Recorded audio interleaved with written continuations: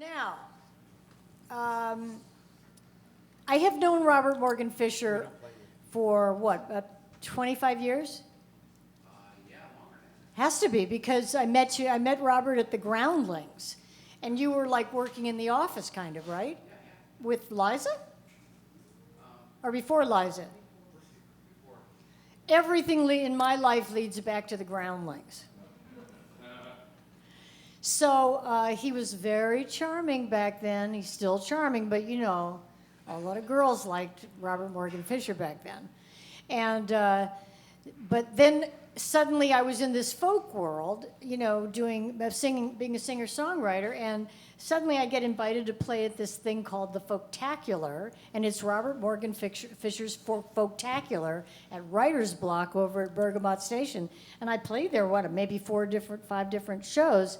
And through that time, it began to realize that Robert was just a brilliant songwriter. Another, by the way, of not a huge number, but maybe a handful, maybe this many, 2 handfuls of really great songwriters around town that are only known when they do a live show. Maybe you hear a song here and there on their CD. Maybe you'll hear something on the radio, most likely not. It's such a difficult business, which I'm sure Robert has things to say about. And anyway, so when I started doing this, I thought, well, Robert will be one of the people that I would like to introduce. So, Robert, why don't you just come up here and we can applaud you.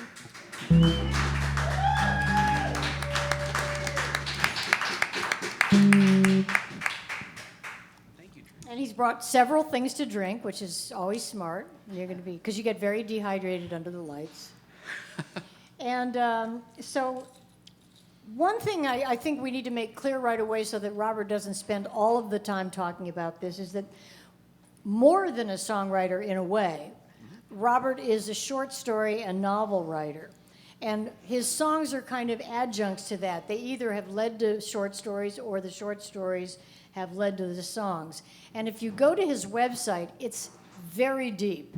And when I use the term deep, when I talk about a website, I'm talking about depth in terms of you go here, you go here, you go here, you go here. It's all been visited by Robert and dealt with. It's not like, you know, it's this empty section here and an empty section, or just his picture and where to find him. It's got a great deal of depth to it, as I'm trying to do now with my website. And I know how hard that is, and how vigilant you have to be. So anyway, I have requested the first 2 songs, and then I asked Robert to choose the stuff that he wanted to do. But the very first one I wanted you to hear is called Anatomy 101. What's the name of the CD it's on? Notes for a Novel. Notes for a Novel. Yeah. So if you might want to say what inspired it, or you might just want to sing it. Sure. No, I wanted to, Tracy and I come from a pretty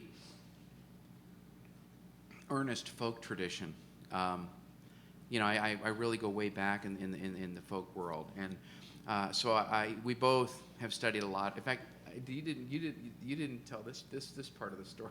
I got this. Stay on the microphone. I got this email from Tracy that said, "Robert, Tracy Newman here. How are you?" She says, "I had this stack of Sing Out magazines next to my toilet. And I reached over and I pulled out one at random and opened it up at random, and there was a review of your first album. How weird is that?" I totally forgot that. I'm so impressed by that. You have no idea how hard it is to get into Sing Out magazine and how many years I've been trying. So, Anatomy 101. I wanted to write an updated version of the Riddle song, right? I gave my love a cherry that hath no stone. I've always loved that song. I actually performed it at I produced the 30th anniversary class reunion of Animal House at the Writers Boot Camp a few years ago. And I got a lot of the people that were in the movie, including John Landis and Stephen Bishop there. And Stephen did not want to perform the song, so I got up with a really cheap little guitar and did this whole shtick where I said, I'm a folk singer too, and I'm going to do this song because it's so great. And I got like one line out, and we had a John Belushi impersonator just come up and completely destroy the guitar. It's online somewhere. So in the Leonard Cohen tradition, this song had, 5, 6, 7 verses. I went all over the body when you see, but I pared it down to 3 for the album. I think these are the right verses, so let's do it.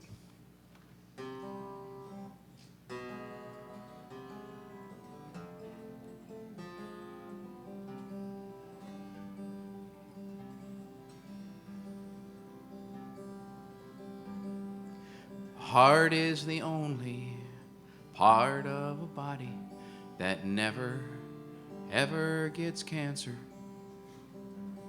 It's a medical mystery, a complete curiosity that's inspired many a stanza. Ask the heart if it ever wants to quit this endeavor. Never is always the answer. That's why the heart is the only part of a body that never, ever gets cancer. The eyes are the only part of a body in which you can see your reflection. Like a pond or a mirror, you can see yourself there when you look at someone with affection. Ask them to lie, the eyes will say why. Naked truth tends to trump all deception. That's why the eyes are the only part of a body in which you can see your reflection. They say there's a reason for every disease and a grand, intelligent design. I don't know if that's true. I just know I love you. And I know what's inside of mine.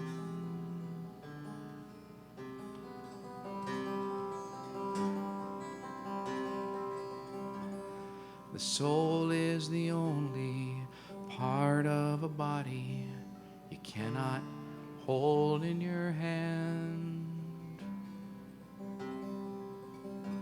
It's a wisp of a thing, but it's everything.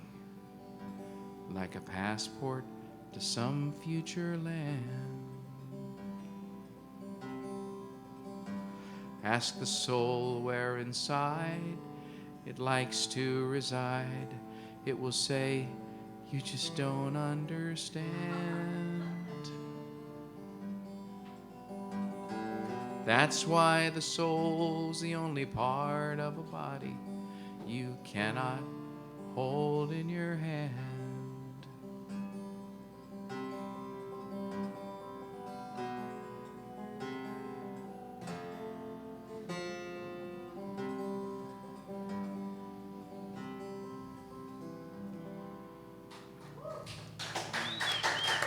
Thank you. Susie, Bradley.